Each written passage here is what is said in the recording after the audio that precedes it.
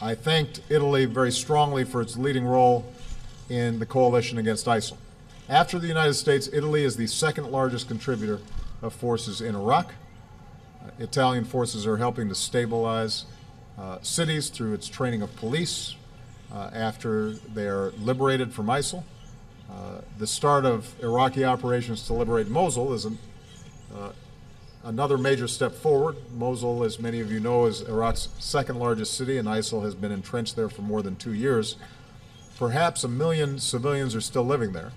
And so in addition to rooting out ISIL, our focus jointly is on the safety and the humanitarian aid for civilians who are escaping the fight. That's going to be a top priority for both our governments. Mosul will be a difficult fight, and there will be advances and there will be setbacks, but I am confident that just as ISIL has been defeated in communities across Iraq, ISIL will be defeated in Mosul as well, and that will be another step towards their ultimate destruction. Meanwhile, Italy continues to be one of our strongest counterterrorism partners as we work together to prevent terrorist attacks in our countries. More broadly, we agreed to continue our strong support of the Libyan government of national accord, which, as we've seen in recent days, continues to face challenges to its authority.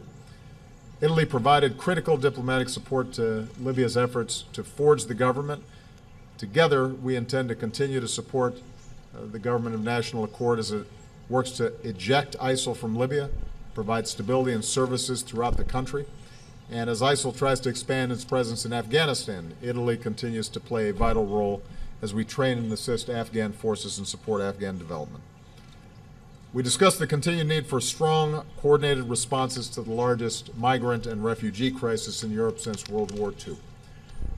As the leader of EU's naval operations in the Mediterranean, Italy and its partners have helped to save hundreds of thousands of lives.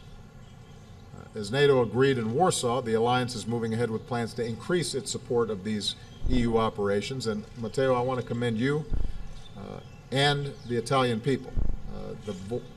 The leadership in Europe that you have shown as an eloquent voice for a collective, orderly, and humane response to this crisis is in keeping with our values and our shared commitment to human dignity.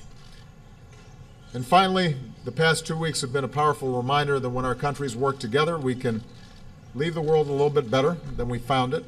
Because the United States and Italy joined with other nations across the globe, we've brought the Paris Agreement on climate change into force.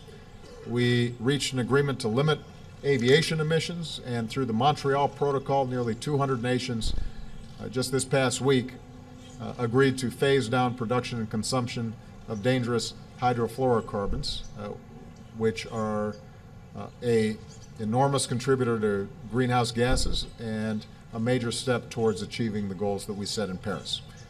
Meanwhile, Italy continues to be a strong partner for development, especially to combat hunger and malnutrition around the world. So, once again, Matteo, thank you for your friendship, thank you for your partnership.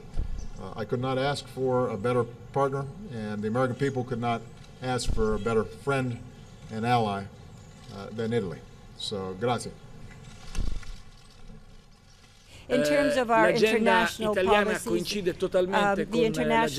Italian agenda is in agreement with the American agenda. We are thoroughly convinced of the need to affirm values of being able to live together, of being civil throughout the world. That's why we commit ourselves to work with the international coalition in all theaters, starting in Iraq, in Mosul, where Italian troops are supporting an operation to save the dam in Mosul.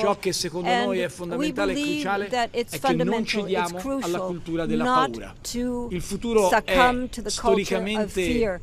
In the future, we cannot ma se c'è una grande eredità del sogno americano che il futuro è un luogo meraviglioso dove andare, dove incamminarsi.